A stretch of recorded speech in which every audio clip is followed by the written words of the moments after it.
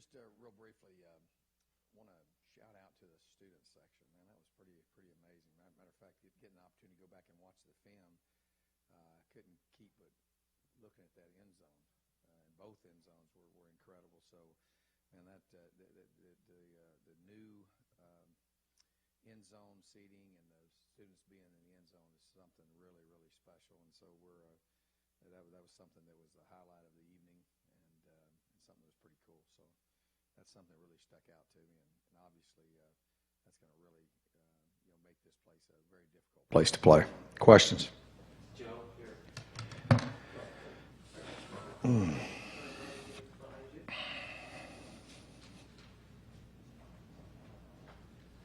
Coach, just want to get your thoughts. Do you think Saturday's game was another, maybe a little wake-up call to the team that you can never underestimate an opponent, regardless of conference? Not really. I mean, we've pretty much moved on to the next week. I mean, it goes down in the column as a win, and no one will ever talk about it after this week.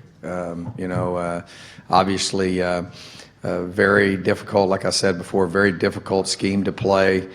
Going back and looking at the film, it was just, we missed some opportunities. We had a penalty on the fumbled punt. I tell you, that was one of the positives too, that, always point out when things don't go well, but to point out when things that really go well was Matt Hawk's punting was absolutely, he's a weapon when he punts the ball that high. And I think they fumbled 2 of them, but that was a big. We just missed opportunities. We scored here or there quick. It would have been different. But bottom line is that all over the country those things happen, and you want to persevere and come out on top, and it make you a better football team for that. So that's just one you check off the list and you go to the next one. It's not a. We don't have to have wake up calls every week. We don't have to have any of that stuff. It's going to work, and the other team is. I don't think our guys. We're taking them lightly, or we had good, solid practices.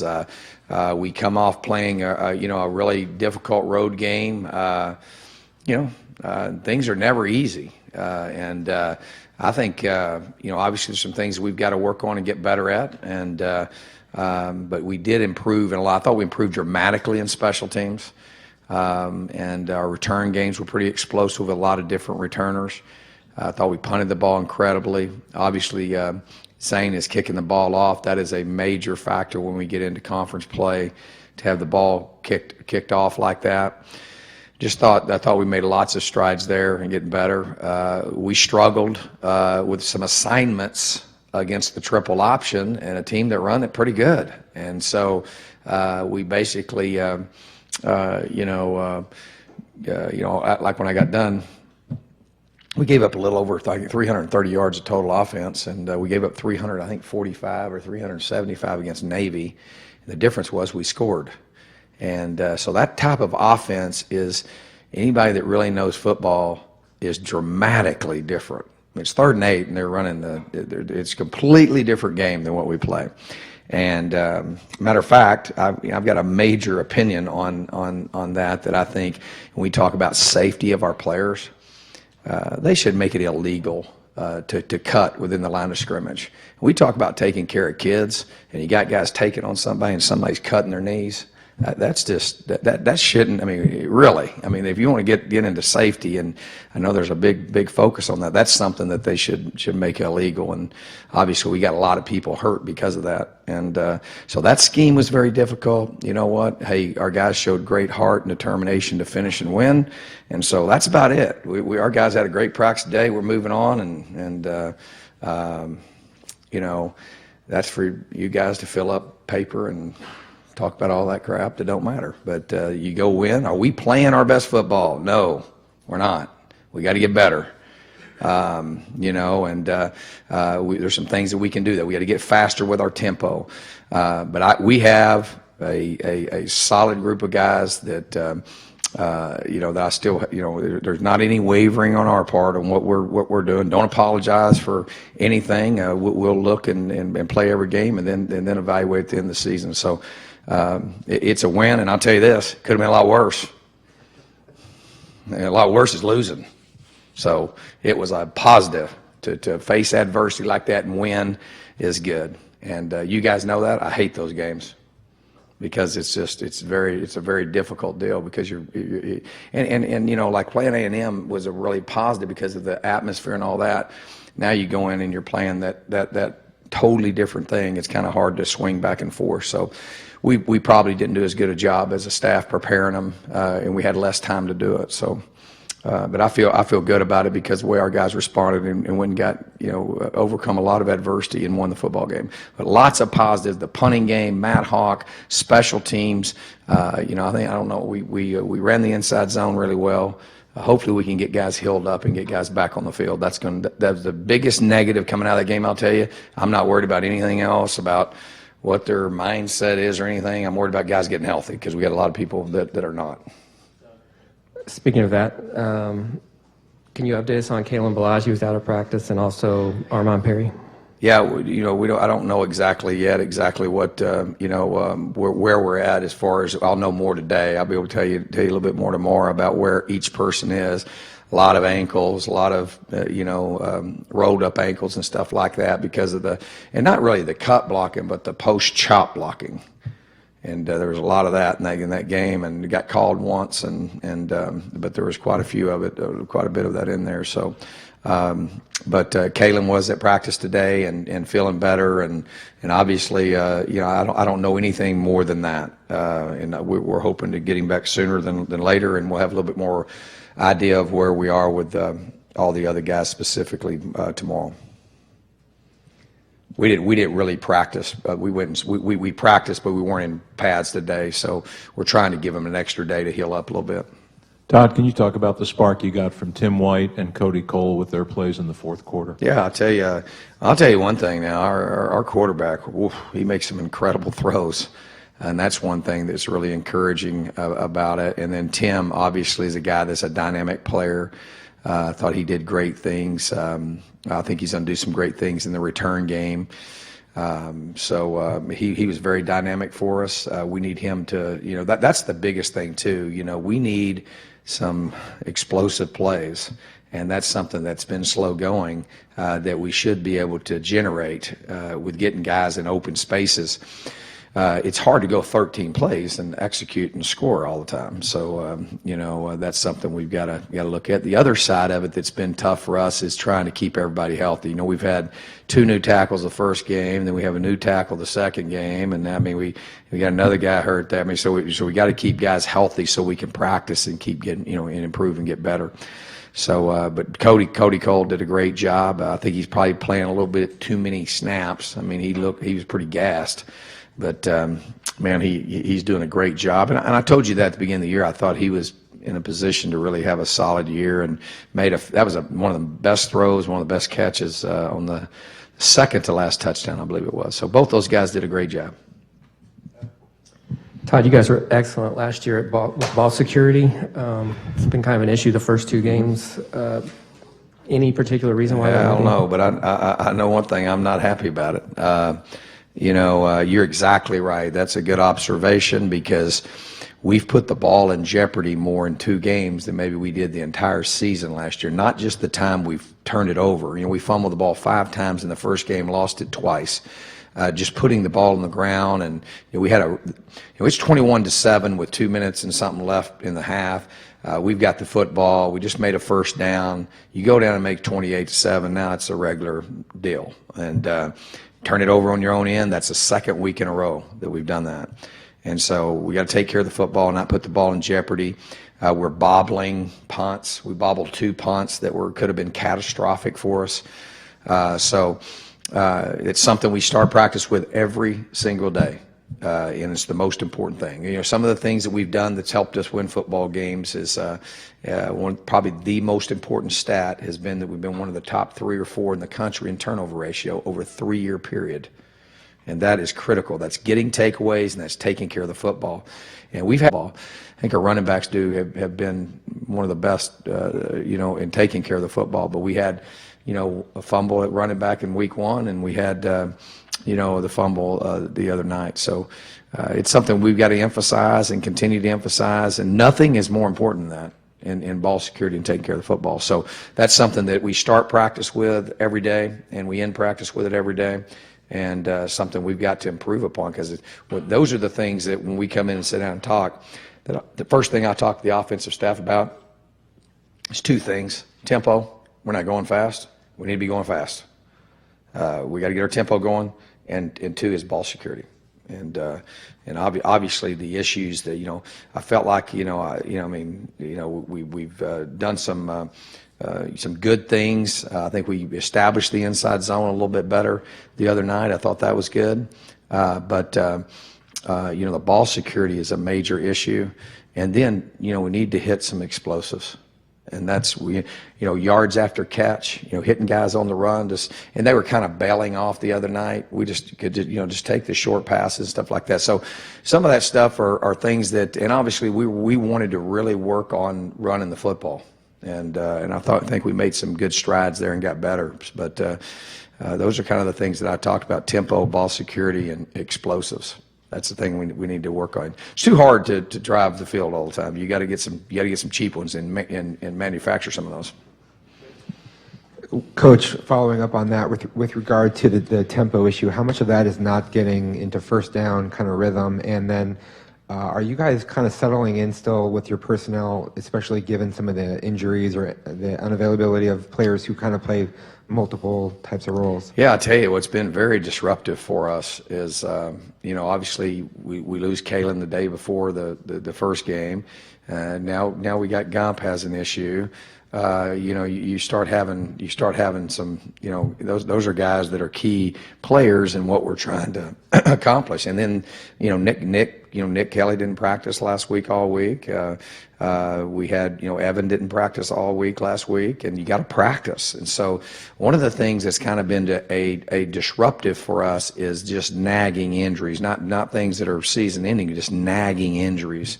And so we got to get healthy and so we can practice and get better there. So the tempo, when I'm talking about the tempo, is just us understanding that we want to go fast. Obviously, the first down is the key. But when you see those big chunk gains, when you get a big gain, man, we should be going warp speed. And that's something that we just got to, we're working very hard on that this week. Coach, the fact that you're facing another triple option team this week, and the fact that you just faced one last week, I'm not saying maybe an advantage, but maybe a little easier preparation than it was? Yeah. No, we did a really, really poor job. It was very simple. And you could see at halftime, when we came out of halftime, we came out and we got some things corrected.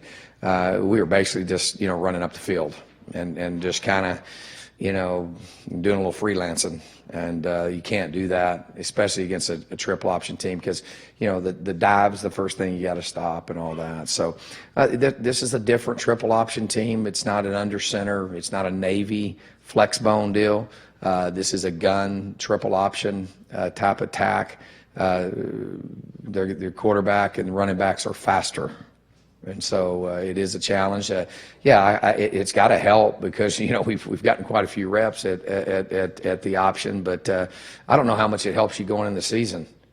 That's one of the things I don't like, because there's so many things you have to specifically do. But that's the way it is. You got to play somebody. But they are very explosive. They gave us fits last year. A very well coached football team, very capable. Big play capabilities, but we just got to be assignment oriented and take care of your responsibility, and that's a big part of it for us. This has nothing to do with this week, but do you think we'll ever see a defensive player win the Heisman Trophy? Do I think? No, I don't. There's never, it's so difficult, especially, it would have been a lot easier 25, 30 years ago, because, back when I was growing up, people valued defense, not that they devalue it now, it just doesn't sell tickets, it doesn't make people get excited, but everybody that, if you want a championship, you're going to have it. So I just think it's really hard. Maybe if a guy was a two-way guy, maybe he could have a chance to win the Heisman. Heisman's always going to be the one scoring points and putting numbers up on the board. That's what I think. Do I think that's right? No. I think I'd love to see them reward the best defensive football player in the country. There's been years where that's been close to happening, I guess, but I think it's pretty difficult to happen because, it just, even at that, like, one of the things that, if you look back over and read the clippings, as at different places I've been, I was very careful early on as a head coach to label myself as a defensive-minded coach. Many people, when I was at Tulsa and stuff, I was like an offensive guru because I called the plays some there and did that. And because it's tough to get a job. People want to hire the guys that are scoring all the points. So I think that's kind of part of the game, and that's okay. I mean that's part of the game. It's okay. I mean, there's some pretty exciting dynamic. This is entertainment. I mean, it's part of our culture, and so those guys making dynamic plays are the ones going to win that award. And so it's really, I think it's really difficult for just a straight one-way defensive guy to win it. But not that it can't be done. Todd, you mentioned last week you wanted to get DJ more involved, and it seemed like you were able to do that. Can you just talk about his role and what he was able to do? Yeah, I don't know. I think he had close to 20 touches, something like that, which is about right. He's, and you can tell, we put him in the backfield some, and he really took what usually is Kalen's role, Balaj, and did a nice job. But he was still, you had to knock a little rust off on the inside zone tracks and stuff like that. But DJ's a consummate competitor, and we've got to get him. He's the guy. We got to get him the ball in space, and I think it'll be one of the things that'll really help us offensively is when we do get Kalen back. It will help us tremendously because I think that that dual backfield allows us to do a lot of the things with DJ we want to do that can create, plays in space where he can score. When I think of the things that I want to do with DJ is like, I try not to think too much about the conference championship game in 2013, but like the first half, the bubble passes, the things, and he's taking a bubble pass and taking it to the house. That's the kind of things that he can do for us. Tim White can do those things for us. Devin Lucian can, but we made so many mistakes with our new receivers and routes, depth of routes, and the first week we're running into each other, just really, and that's what and that's been a little bit chaotic, trying to get all that cleared up because that's not, we didn't do a lot of that in practice.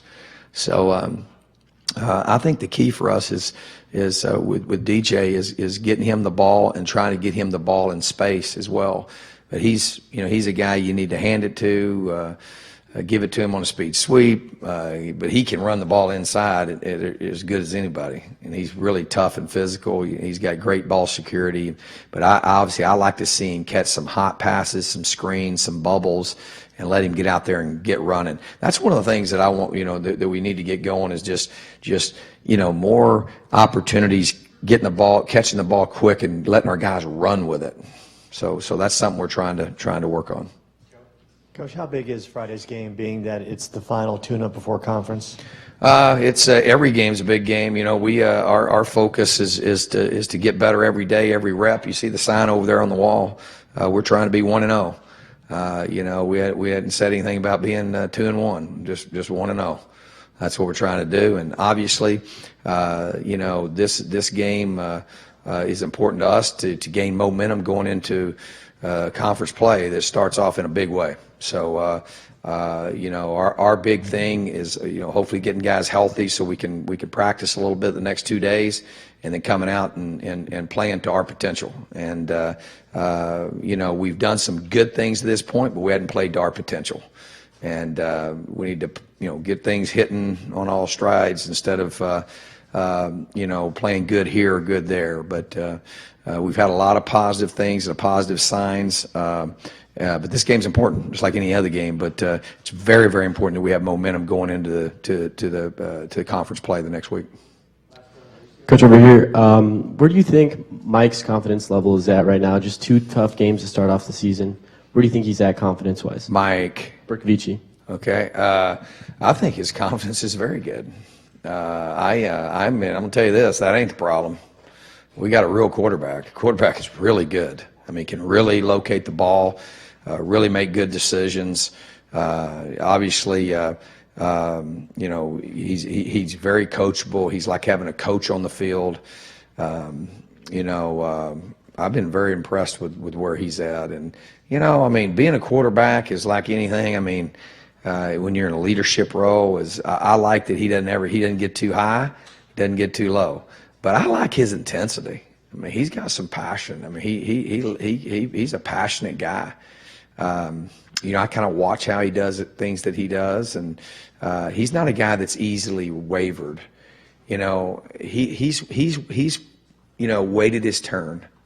He's busted his tail. He's got a lot invested here, and you know, he's just not going to be. I think he's solid. He's solid, and he's a kind of our rudder. You know, I mean, he's a guy that's pretty steady. He's a guy that the players listen to. He's probably the most vocal leader we've had since we've been here. That'll actually get after somebody and say, "Hey, you need to get going." And so I think his confidence level is fine. I mean, and like I say, you know, this game, what we're doing is all about winning, and you know, you know, the level of time that these guys put into this stuff. You know, obviously we wanted to go out and score 70 points and win 70-0. Well, that didn't happen. Well, we faced great adversity and we came out on top and won.